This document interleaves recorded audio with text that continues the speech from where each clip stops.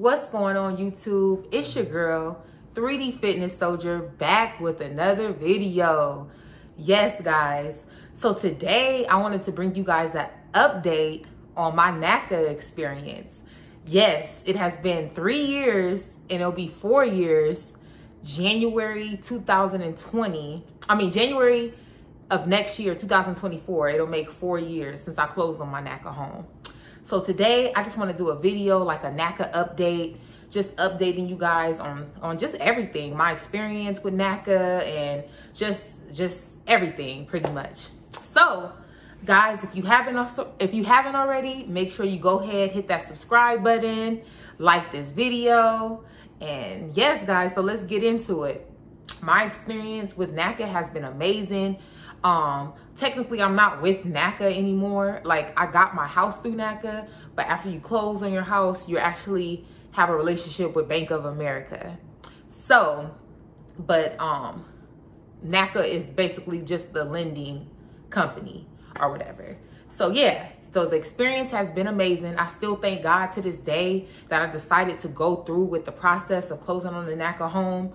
You know, a lot of people, you might read and hear about a lot of stuff like far as the process with Naca and how hard it was and all of that. But I promise, when you make it to the end of that journey, you're going to be so grateful and thankful, because back then I had a 550 credit score. I had no business being a homeowner yet. No business. It's like, at the end of the day, my credit was low as hell. I really didn't even have the money saved like most people would have, like 20% of their mortgage and stuff. So Naca was truly a blessing for me. So I always tell people, I talk to people a lot about this program, and I tell people just stick it out. Definitely give it like a year. Don't even go into Naca with the mindset of, I'm trying to close in 30 days. I'm trying to close in 60 days. No, with the Naca process, it's a process. So give it a year. Give it a year, and then you'll be thanking God too. Because it was timing. Like, man, if I would have tried to close on a house now with this market, it would have been crazy. But just God's timing and everything was perfect. Like, it was like right before COVID hit, right before the market just got crazy, you know, even with the interest rates and all of that. Like, the timing was crazy that this happened. And I thank God today just for, like, man, you know. So if I could tell anybody that's going through this process right now to go through it, what do you have to lose to just try to go through it? You know, a lot of people, they quit easy because this might have happened, or they requesting too much documents for them, or they doing this and they doing that. But I would say all of that's small when you look at the major goal and you get your house, you know. So I'm going to be talking about some things I wish I would have knew, you know, before closing or whatever, or before even starting the process, that I would have done. But I could tell you guys now so you can do it, you know. So I wish I would have knew that you can get a multi-family home. Like, I was not thinking about like real estate. I wasn't thinking about certain things that I could have did even with the Naca process. So say you're someone right now looking for a Naca home. What I would say is try to find something like a duplex, because you can get a duplex with a Naca home. I did not know that you can get a duplex with Naca.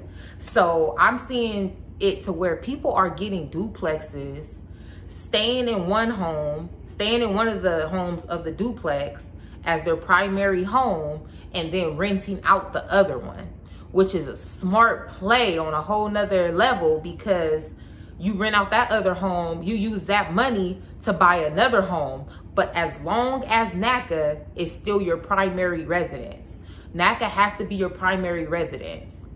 So, but also, even while you're with Naca, a lot of people, they're like, oh, I don't want to go through Naca. They put a lien on your home and all of this and all of that. But really, somebody like me, I didn't have an option. I didn't have an option to go through a bank, because guess what? My credit was only 550. So I didn't have an option to be like, oh, I'm gonna go through the bank and get a house. No, I couldn't, because my credit was horrible, you know. So I would say you can always, yes, they do put a lien on your home. Yes, there's a lien on your home. But at the end of the day, when you, like a person like me, when I build my credit up or when I do anything, I could go ahead and refinance the house through another bank. You don't have to stay with Naca for the lifetime of the loan. You can refinance the house. The bank pays off that house. Now you don't even have that lien on your home anymore. So it's all different types of ways. But at this point right now, why would I refinance when the interest rates right now is like 8% when I closed on my Naca home at 3.25%? So it don't make sense to refinance and go to another bank unless I wanted that equity to put it into like another property or whatever, you know. But yeah, so that was one thing I wish I would have knew, like about duplexes. I would have for sure had me a duplex and had somebody staying next door. Like, hold up, you know? So that was one play I wish I would have really did. Another thing, what would be something else? Also knowing that you can pull out money on your home. Like you can get a HELOC. I was seeing all these different, what is that? Forums talking about how you can't get a HELOC or nothing like that on a Naca home. That's not true. You could definitely pull out a home equity line of credit on your home if that's what you want to do. But I don't know. These interest rates is a little crazy right now. So I'm like, okay, you know, but definitely can do a HELOC though on your Naca home. There's really no downside. The most downside I always hear people talk about is how you have a lien on your home, but you can always take that lien off your home. What you really want is Naca's interest rate. They have the lowest interest rate right now on the market. Like if you go to their website right now, I would go through with you guys. I'm on my phone though, but yeah, like the interest rate is crazy for Naca. Everywhere else, you're looking at least 8%, maybe even 9% on a home. Naca's might be at 5 right now. So I don't know for sure. I haven't looked, but it's usually low like that, you know? So it makes sense to start off definitely with your first home from Naca and just go through the process. And I just say, just keep your energy up. Keep your energy up, stay in prayer. You know what I'm saying? Like keep your belief level up. Cause I felt like for myself, I had a strong belief, like, you know what I'm saying? When I was going through the process, nowhere in my mind did I think I was not gonna close or something was gonna happen or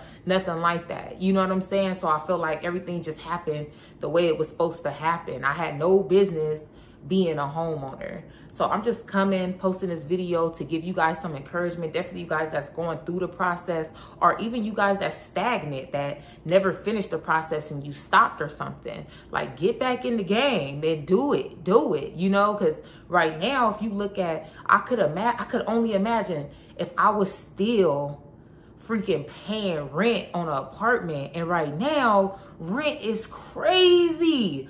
Rent is crazy, where you could be in a home paying a mortgage that's cheaper than most people's rent, cheaper than all people's rent, I feel like at this point, you know what I'm saying? But that's because of the time that I closed too. But man, just go through the process. Don't think nothing negative. Don't listen to what happened to this person or what happened to that person or what happened to this person. Like everybody's situation is different. And what I have learned, yeah, the process might be hard, but I feel like everybody gets through it eventually, you know? So guys, if you guys have any questions, comments, even tell me about you guys' Naca experience in the comments, and tell others too. Like this is a platform where we could share with one another. Like just tell your experience with Naca, talk about your mortgage counselor, all of that. I know my mortgage counselor was Shakisha Jones. I'm not sure if she's still with Naca, but I think she was like a seasoned loan officer. So I feel like she got me through that process. Like I was going up there, this is before COVID, so I was actually able to go into the location too. So I was going in there to them people like, look, what's going on with my home? My realtor, she was on a whole nother level. I think that's gonna be the next video I do. Actually try to get her on here and talk about the Naca process and talk about just everything that we faced and stuff. So hopefully I can get that video. So we'll see. But guys, just want to leave you guys a word of encouragement to just keep going, keep going. If you're going through with the process, I'm telling you, once you close, you're going to feel like you made it. You're going to feel like, man, like God, I thank you that I even went through this. It was a journey, But thank God I went through this process, because now I'm not dealing with the fluctuations of rent and just all the bull right now. If I wanted to, I could put somebody downstairs in the house and whatever, be upstairs, whatever it is that you want to do with your Naca home, you could do it. So I feel like this is just a stepping stone. This is a stepping stone. Then start putting your hands in other real estate here, real estate there, because Naca does say you still can own another property. You still can own another property, but the Naca home has to be your primary residence. So, all right, guys, y'all stay blessed. Make sure you like, comment, subscribe. Have a good night.